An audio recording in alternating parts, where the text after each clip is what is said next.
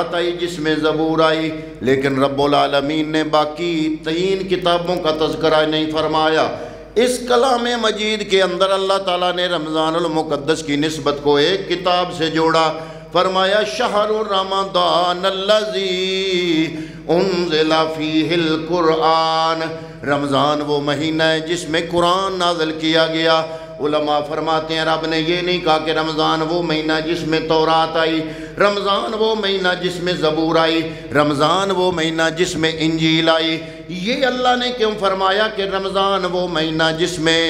قرآن مجید نازل ہوا؟ تو علماء فرماتے ہیں وجہ یہ ہے کہ 1.25 لاکھ نبی ضرور ہیں، سارے انبیاء ہیں نفس نبوت میں، آدم علیہ السلام سے لے کر میرے نبی جناب محمد مصطفیٰ صلی اللہ تعالیٰ علیہ وسلم تک سارے نبی نفس نبوت میں، نبوت کے اندر نفس نبوت میں سب برابر ہیں، لیکن آگے ان کے سارے اپنے اپنے مقامات اور فضائل ہیں۔ تو انبیاء تو 1.25 لاکھ ہیں، لیکن 1.25 لاکھ انبیاء میں سے فضیلت والا ایک ہی رسول ہے اور وہ ہے محمد مصطفیٰ۔ تو گویا فضیلت والے رسول پر فضیلت والے مہینے کے اندر جو فضیلت والی کتاب رب نے نازل فرمائی، اللہ نے صرف اس ایک کتاب کا ذکر کیا، باقی کتابوں کا ذکر نہیں کیا۔ لیکن قرآن مجید علماء فرماتے ہیں کہ اس کے روزے بھی رب نے اس لیے فرض کیے، فرض تو ضرور ہیں لیکن ماہ رمضان کے روزے اس لیے ہیں کہ یہ قرآن جو اللہ نے نازل کیا، اس کے ہدیہ تشکر کے طور پر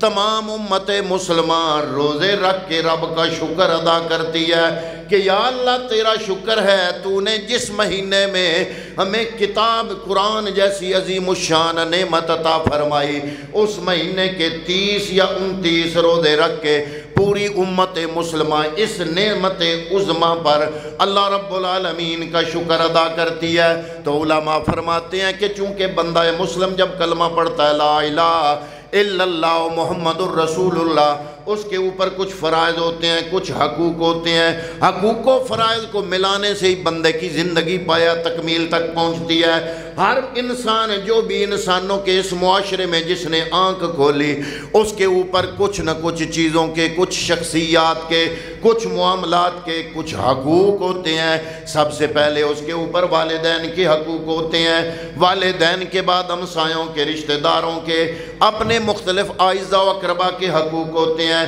پھر اس کے ہمسایوں کے اس پر حقوق ہوتے ہیں، ہر چیز کے حق ہوتے ہیں مسلمان پر۔ تو علماء فرماتے ہیں یہ کتاب جو اللہ نے بطور انعام، بطور نعمت ام الکتاب بنا کے، تمام کتابوں کی ماں بنا کے، تمام کتابوں کی شانوں کا مغز بنا کے رب نے جس کتاب کو نازل فرمایا، اس قرآن مجید کے بھی مسلمان بندے پر کچھ حقوق ہیں۔ آئیے آج کے جمعے پر ہم دیکھیں کہ یہ جو اللہ کی کتاب قرآن مجید ہے، اس کے ہم پر کیا حقوق ہیں، اور جو حقوق اللہ نے اپنی کتاب کے ہم مسلمانوں پر عائد کیے ہیں، تو ہم مسلمان اس کتاب کے وہ حقوق کس حد تک ادا کر سکے ہیں اور کس حد تک ادا کر رہے ہیں، کیا کمی ہے اس میں، ان حقوق کے ادا کرنے میں کیا کمزوری رہ گئی ہے۔ تو حضرات محترم، اس کتاب کے جو بندہ مسلم، جو بندہ پڑھ لیتا ہے لا الہ الا اللہ محمد الرسول اللہ، اللہ رب العالمین کی وحدانیت کا اقرار کرتا ہے، تمام 1.25 لاکھ انبیاء کے امام جناب محمد مصطفیٰ صلی اللہ تعالیٰ علیہ وسلم کی رسالت کا اقرار کرتا ہے، تو اس پر اس قرآن مجید کا پہلا حق جو اس پر آتا ہے، اس کے بارے میں اللہ نے قرآن مجید میں سورہ نمل کی آیت نمبر 92 میں ارشاد فرمایا، اپنے محبوب کریم صلی اللہ تعالیٰ علیہ وآلہ وسلم کو مخاطب کیا، انما امرت ان اعبد رب هذه البلدة التي حرمها وله كل شيء وامرت ان اكون من المسلمین۔ اللہ کے پیارے حبیب کریم صلی اللہ علیہ وسلم سے کہلوایا، اللہ رب العالمین نے کیا کہلوایا، انما امرت ان اعبد، کہ پہلا حکم تو یہ دیا گیا مجھے کہ میں عبادت کروں اس رب العالمین کی، ان اعبد رب هذه البلدۃ التي حرمها، وہ رب جو اس شہر کا بھی رب ہے، جو شہر بڑا پاک طیب اور طاہر شہر ہے، اس کا وہ رب ہے، اس رب کی میں عبادت کروں، وَلَهُ كُلُّ شَيْءٍ، اور اس کی حرمت ہر ایک پر واجب ہے، وَأُمِرْتُ أَنْ أَكُونَ مِنَ الْمُسْلِمِينَ، اور مجھے حکم دیا کہ میں مسلمان بنوں، اللہ رب العالمین کے احکامات پر عمل کروں، وَأُمِرْتُ أَنْ، اور اللہ رب العالمین نے مجھے حکم دیا کہ اے محبوب کریم صلی اللہ تعالیٰ علیہ وسلم، پہلا حکم تو یہ ہے کہ تم عبادت کرو اس رب العالمین کی، دوسرا حکم یہ ہے کہ تم مسلمان بنو، اور تیسرا حکم جو اللہ رب العالمین نے اس آیت میں فرمایا، حضور فرماتے ہیں میرے رب نے مجھے حکم دیا، اے محبوب تجھ پر جو تیسرا فرض ہے، تیسرا حق ہے، وہ یہ ہے کہ قرآن مجید کی تلاوت کرتے رہو۔ تو گویا 1.25 لاکھ نبیوں کے امام پر اللہ نے جو فرض عائد کیا وہ ہے قرآن مجید کی تلاوت۔ تو اس مصطفیٰ کے ہم امتی ہیں، تو اس قرآن مجید کے جو حقوق بندہ مسلم پر عائد ہوتے ہیں، ان حقوق میں سے پہلا حق یہ ہے کہ ہم اس قرآن کی کیا کریں؟ بولیے، ہم پر اس قرآن مجید کے حقوق میں سے پہلا حق کیا ہے کہ ہم اس کی تلاوت کریں۔ اللہ تعالیٰ نے قرآن مجید میں ہی سورہ آل عمران کی آیت نمبر 64 میں فرمایا لَقَدْ مَنَّ اللَّهُ عَلَى الْمُؤْمِنِينَ، اللہ نے مومنوں پر بہت بڑا احسان کیا ہے، اِذْ بَعَثَ فِيهِمْ رَسُولًا، کون سا احسان؟ یا اللہ فرمایا سب سے بڑا احسان یہ ہے کہ اللہ رب العالمین نے فضیلتوں والا، عظمتوں والا رسول تم میں مبعوث فرمایا، من انفسہم، جو تمہیں میں سے ہے۔ یا اللہ وہ کرتا کیا ہے؟ فرمایا پہلی بات وہی بات فرمایا یتلو علیہم آیاتہ، یہ میرا محبوب جو عظمتوں والا رسول ہے، 1.25 لاکھ نبیوں کی سرداری کا تاج پہن کے جو محبوب کائنات کے اندر جلوہ گر ہوا، اور یہ سب سے بڑا احسان ہے رب کا کہ رب نے اپنا محبوب تمہیں عطا فرمایا۔ یا اللہ تیرے محبوب کے ذمہ کام کیا ہے؟ فرمایا پہلا کام یتلو علیہم آیاتہ، یہ اس قرآن کی آیتوں کی تلاوت کرتا ہے۔ کیا کرتا ہے رسول؟ قرآن کی آیتوں کی، اس قرآن کے ہم مسلمانوں پر جو حقوق ہیں ان میں سے پہلا حق ہے کہ اس کی تلاوت کی جائے۔ اللہ تعالیٰ نے بھی اپنے محبوب کا جو تعارف ہمارے سامنے پیش فرمایا وہ بھی یہی ہے کہ اللہ فرماتا ہے کہ احسان ضرور ہے، لَقَدْ مَنَّ اللَّهُ عَلَى الْمُؤْمِنِينَ اِذْ بَعَثَ فِيهِمْ رَسُولًا مِّنْ أَنفُسِهِمْ، کہ تمہیں میں سے عظمتوں والا رسول میں نے مبعوث فرمایا، بڑا احسان ہے۔ یا اللہ یہ کرتا کیا ہے؟ فرمایا یتلو علیہم آیاتہ، جو پہلا کام ہے میرے محبوب کا وہ یہ ہے کہ اللہ کے پاک قرآن کلام مجید کی آیتوں کی تلاوت فرماتا ہے۔ اور یا اللہ پھر کیا کرتا ہے؟ فرمایا یہ جو قرآن کی آیتوں کی تلاوت کرتا ہے وَيُزَكِّيهِمْ، اس قرآن سے تزکیہ کرتا ہے ان کا، وَيُعَلِّمُهُمُ الْكِتَابَ، صرف قرآن کی تلاوت سناتا نہیں سر کے ساتھ۔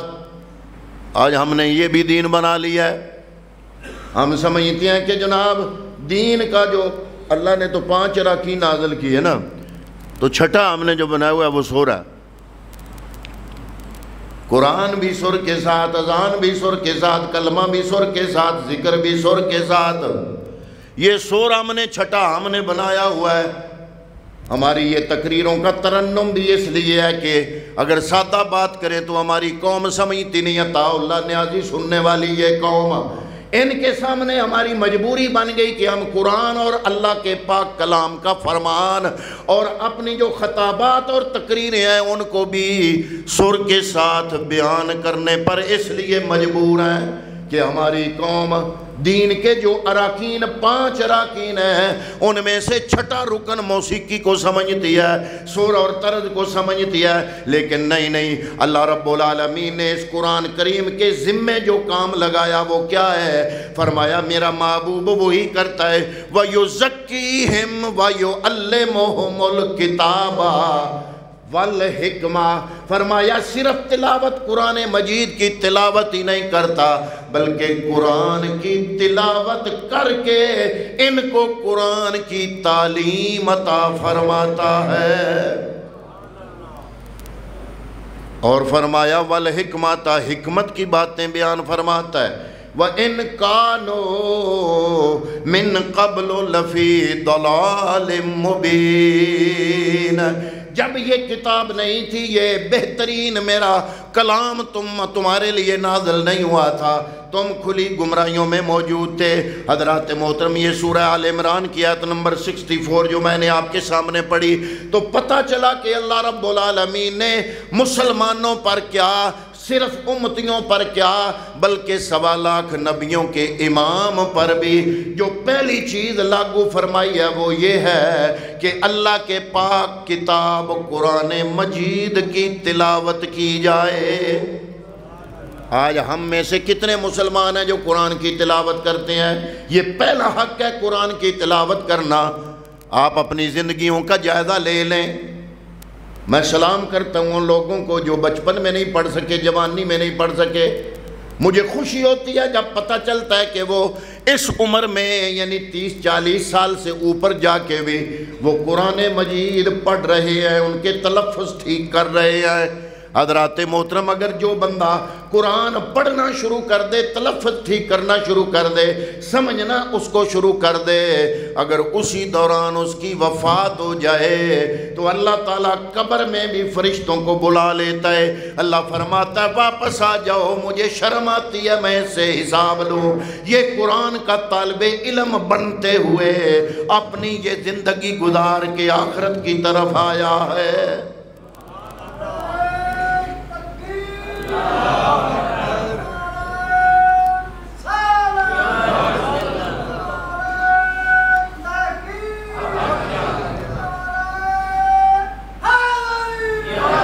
اس کتاب قرآن مجید کے مسلمانوں پر جو حقوق ہیں ان میں سے پہلا حق کیا ہے؟ قرآن کی، بولیے سارے بولیے، قرآن کی تلاوت کی جائے۔ اب اپنے اپنے گریبان میں ہر مسلمان جان کے دیکھے 24 گھنٹوں کے اندر اس قرآن مجید کو ہم کتنا ٹائم دیتے ہیں۔ اللہ نے سورہ فاطر کی آیت نمبر 29 میں فرمایا ان الذین یتلون کتاب اللہ، بے شک جو لوگ یتلون تلاوت کرتے ہیں کتاب اللہ، اللہ کی کتاب کی، وَأَقَامُوا الصَّلَاةَ نماز ادا کرتے ہیں، وَأَنفَقُوا مِمَّا رَزَقْنَاهُمْ سِرًّا وَعَلَانِيَةً، اور ہم نے جو ان کو رزق دیا ہے اس رزق میں سے اعلانیہ بھی اور خفیہ بھی، دونوں طریقوں سے۔ بعض اوقات اعلانیہ ضروری ہو جاتا ہے لیکن خفیہ دینے سے فضیلت میں اضافہ ہے، ثواب میں بہت زیادہ اضافہ ہے، قبولیت میں بہت زیادہ اضافہ ہے۔ اس کی تقسیم اس طرح علماء نے فرمائی ہے کہ جو فرض صدقے ہیں، فرض صدقے وہ اعلانیہ دو، اپنی زمین پر جو عشر لاگو ہوتا ہے چونکہ وہ واجب ہے وہ اعلانیہ دو، جو زکوٰۃ فرض ہوتی ہے وہ اعلانیہ دو، اور جو نفلی صدقہ اللہ کو راضی کرنے کے لیے دینا چاہتے ہو وہ ایسے دو کہ ایک ہاتھ سے دے رہے ہو تو تمہارے دوسرے ہاتھ کو بھی پتہ نہ چلے۔ تو فرمایا ان الذین یتلون کتاب اللہ، بے شک جو لوگ تلاوت کرتے ہیں اللہ کی کتاب کی، وَأَقَامُوا الصَّلَاةَ نماز قائم کرتے ہیں، وَأَنفَقُوا مِمَّا رَزَقْنَاهُمْ سِرًّا وَعَلَانِيَةً، جو کچھ ہم نے ان کو دیا ہے اس میں سے خفیہ اور اعلانیہ خرچ کرتے ہیں۔ فرمایا یرجون تجارتا لن تبورا، لِيُوَفِّيهِمْ أُجُورَهُمْ۔ اللہ کا قرآن ہے، اللہ فرما رہا ہے وہ ایسی تجارت کر رہے ہیں رب سے۔ کون؟ قرآن کی تلاوت کرنے والے، اللہ کی راہ میں اعلانیہ اور خفیہ خرچ کرنے والے، نماز ادا کرنے والے۔ یہ تین کاموں کا تذکرہ فرمایا یہ قرآن کی تلاوت کرنے والے، یہ نماز پڑھنے والے، یہ اعلانیہ اور خفیہ اللہ کی بارگاہ میں خرچ کرنے والے۔ فرمایا یہ ایسی تجارت کر رہے ہیں تجارتاً لن تبورا، جس میں نقصان کا کوئی خطرہ ہی نہیں ہے۔ لِيُوَفِّيهِمْ أُجُورَهُمْ، اللہ فرماتا ہے میں رب ان کو پورا ان کو اجر دوں گا۔ صرف پورا اجر بدلے کے بدلے کہ جتنے لفظ پڑے اتنی نیکیاں، صرف اتنے پورے کا پورا اجر نہیں ہوگا۔ فرمایا وَيَزِيدَهُمْ مِنْ فَضْلِهِ، بلکہ یہ کام کرنے والوں کو اللہ رب العالمین اپنے فضل سے ان کا جو حق اجر بنتا ہے، بدلہ بنتا ہے، اس سے بھی زیادہ رب العالمین ان کو عطا فرمائے گا۔ پتہ چلا کہ جو اللہ کے قرآن کے ساتھ وفاداری کرتا ہے اللہ رب العالمین اس کے ساتھ پیمانہ نہیں باندھتا کہ اتنے کے بدلے اتنا، بلکہ اپنے فضل سے بھی اس پر کرم نوازی کی انتہا فرما دیتا ہے۔ حضور نبی کریم صلی اللہ علیہ وسلم کی حدیث پاک بھی ہے، یہ تو اب تک میں قرآن کی آیتیں پڑھ رہا تھا۔ حضور نبی کریم نے فرمایا من شغلہ القرآن وان ذکری وَمَسَلَنِتِي أُوتِيتُهُ أَفْضَلَ مَا أُوتِيَ السَّائِلِينَ۔ حضور فرماتے ہیں، حدیث پاک ہے کہ اللہ فرماتا ہے وہ بندہ جو قرآن میں مشغول ہو گیا، تلاوت میں مشغول ہو گیا، ترجمہ سمجھنے میں مشغول ہو گیا، اس کو آگے کنورٹ کرنے میں، آگے پھیلانے میں، اس کی تبلیغ نشر و اشاعت کرنے میں مشغول ہو گیا، اور اتنا مشغول ہوا قرآن میں کہ اللہ فرماتا ہے اس کو جس طرح دوسرے مسلمان مجھ سے دعائیں کر رہے ہیں، کوئی کچھ مانگ رہا ہے، کوئی کچھ مانگ رہا ہے، اس بندے کو وہ جو قرآن میں مشغول ہوا مجھ سے دعا کرنے کا ٹائم نہیں ملا، تو اللہ فرماتا ہے میں بغیر مانگے اس کو اس سے زیادہ عطا کرتا ہوں جو مانگنے والوں کو عطا کرتا ہوں۔ یعنی مانگنے والے جو مانگتے ہیں ان کو جو عطا کرتا ہوں اس سے کئی گنا زیادہ اس بندے کو دیتا ہوں جو قرآن میں مشغولیت کی وجہ سے اتنا مصروف ہوا کہ دعا مانگنے کا ٹائم نہیں ملا، اسے رب کا ذکر کرنے کا ٹائم نہیں ملا، اللہ اللہ کرنے کا ٹائم نہیں ملا۔ ہم لوگوں میں سے بعض لوگوں کا ذہن ایک جگہ فٹ ہو جاتا ہے، بس سبحان اللہ اگر پڑھنا شروع کیا ہے تو اس کے بدلے اگر کوئی قرآن کی تلاوت کر رہا ہے تو اس کی طرف توجہ نہیں کرنی، بس سمجھنا ہے بس سبحان اللہ پڑھنا عبادت ہے، قرآن سننا عبادت نہیں ہے۔ یہ ایک ہمارا ذہن فٹ ہو جاتا ہے ایک جگہ پہ۔ قرآن پڑھنا بھی عبادت ہے، قرآن پڑھنا بھی قرآن میں مشغولیت ہے، قرآن سمجھنا بھی قرآن میں مشغولیت ہے، قرآن لکھنا بھی قرآن میں مشغولیت ہے، قرآن چھپے ہوئے لا کے لوگوں کو تقسیم کرنا بھی قرآن کی مشغولیت ہے، قرآن سمجھنا، قرآن سمجھانا، اور اگر قرآن کا ترجمہ یا تفسیر بیان ہو رہا ہو اس کو غور سے سمجھنا اور سننا، اس کا ثواب نفلوں سے زیادہ ہے، سبحان اللہ کے ورد سے زیادہ ہے، لا الہ الا اللہ کے تذکروں سے زیادہ ہے، جتنے وظائف ہیں ان سب سے زیادہ، ان تمام وظائف سے زیادہ ثواب اس بندے کو ملتا ہے جو بندہ قرآن جہاں ترجمے سے پڑھایا جا رہا ہو وہ بندہ قرآن سمجھ رہا ہو تو اس بندے نے قرآن کا حق ادا کر دیا۔ قرآن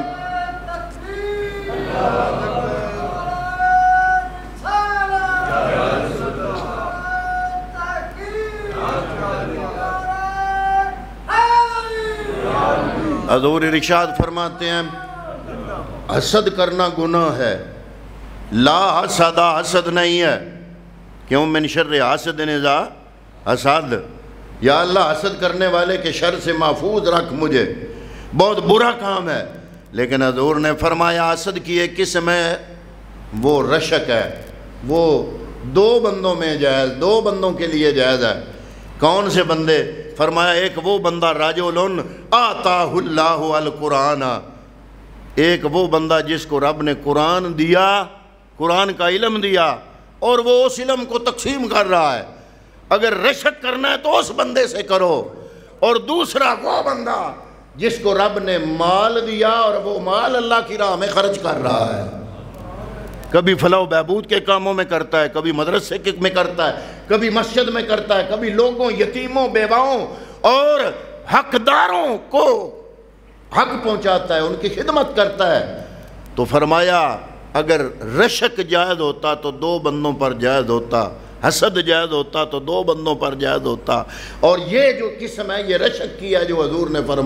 فرمایا دو بندوں سے رشک کرو، ایک وہ جس کو رب نے قرآن کا علم دیا اور وہ علم تقسیم کرتا ہے، دوسرا وہ جس کو رب نے رزق حلال مال دیا اور وہ اللہ کی راہ میں خرچ کرتا ہے۔ دوسرا حق اس کتاب کا، پہلا تو تلاوت ہوگی، جتنا بیان کرتا جاؤں معاملہ آگے چلتا جائے گا، یہ ختم ہونے والی چیز نہیں۔ میں دوسرا حق بیان کرنا چاہوں گا، وہ کیا ہے کہ اللہ نے فرمایا سورہ سواد آیت نمبر 29 فرمایا کتاب انزلناہ الیک مبارک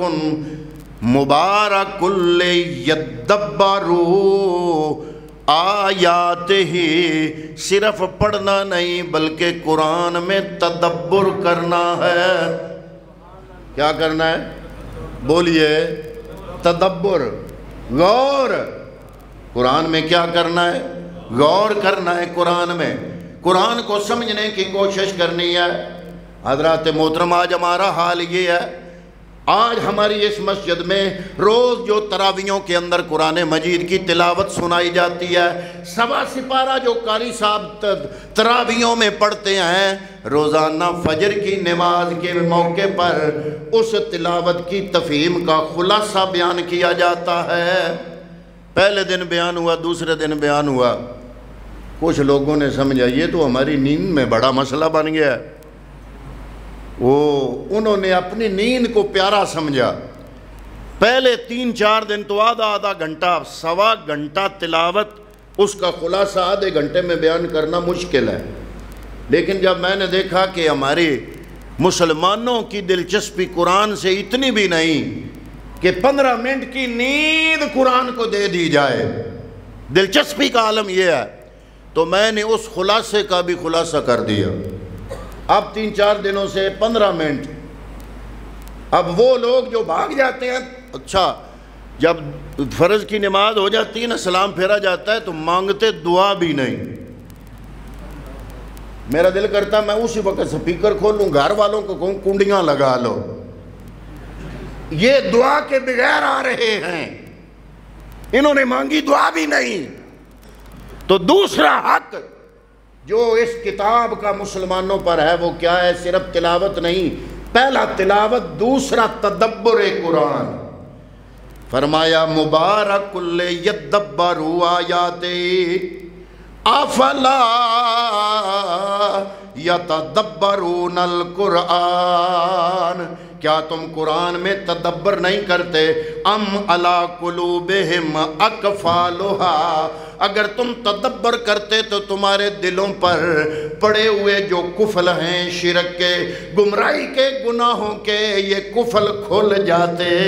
پتہ چلا جب بندہ قرآن پڑھتا ہے، اس میں تدبر کرتا ہے تو دلوں پر جو گناہوں کے تالے پڑے ہوئے ہوتے ہیں وہ تالے کھل جاتے ہیں۔ اللہ نے فرمایا قرآن مجید کی آیت ہے وَإِذَا سَمِعُوا مَا أُنزِلَ إِلَى الرَّسُولِ تَرَىٰ أَعْيُنَهُمْ تَفِيضُ مِنَ الدَّمْعِ، یہاں سے 7واں پارہ شروع ہوتا ہے۔ وَإِذَا سَمِعُوا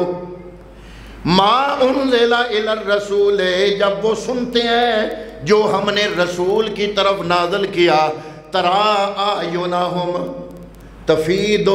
مِنَ الدَّمْعِ، ان کی آنکھوں سے آنسو چھلک پڑتے ہیں، تم دیکھو گے ان کی آنکھوں سے آنسوؤں کا بہنا۔ حضرت امام اعظم ابو حنیفہ ایک مرتبہ عشاء کی نماز کے وقت قاری صاحب نے پڑھا اذا زلزلت الارض زلزالہا وَأَخْرَجَتِ الْأَرْضُ أَثْقَالَهَا، یہ ساری سورہ پاک امام ابو حنیفہ نے سنی، نماز بھول گئی، اسی جگہ بیٹھ گئے، سارے نمازی نماز پڑھ کے چلے گئے، یہ ابھی اسی جگہ بیٹھ کے رو رہے ہیں، اے میرے مالکا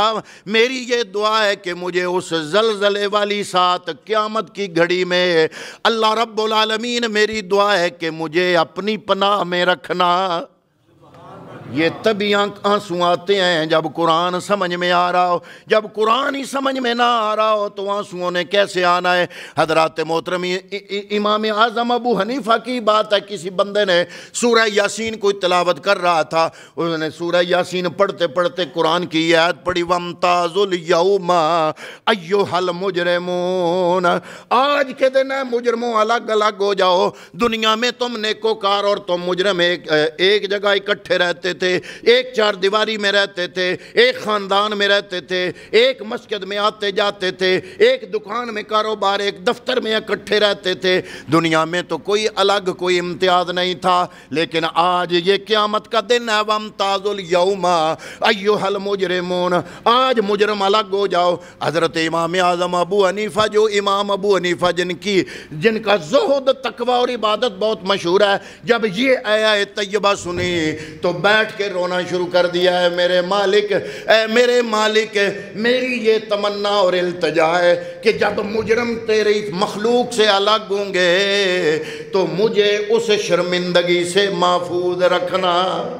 اگر میں الگ ہو گیا تو میرا کیا حال ہوگا؟ یہ تب ہوتا ہے جب قرآن میں تدبر کیا جائے، قرآن سمجھ میں آ رہا ہو۔ تیسرا حق قرآن کا کیا ہے؟ پہلا ہے تلاوت کرنا، دوسرا ہے تدبر قرآن، اور تیسرا حق کیا ہے کہ جو کچھ سمجھا ہے اس کو اپنی عملی زندگی میں لاگو کرنے کی کوشش کی جائے، کہ بندہ اس طرح قرآن ایک ایک چیز چھوڑتا جائے اور قرآن کے ایک ایک حکم پر عمل کرتا جائے، اور جن جن چیزوں سے قرآن نے منع کیا، جو قرآن میں حرام چیزیں بیان کی گئی ہیں، اگر ان کا بدقسمتی سے ارتکاب کرتا ہے تو ایک ایک چیز چھوڑتا جائے، اور ایک ایک چیز اچھی قرآن نے جو حکم دیا ہے اس کو اپناتا جائے، تو پھر ایک مقام وہ آئے گا بقول علامہ اقبال کہ ہوگا تو وہ انسان لیکن قرآن پر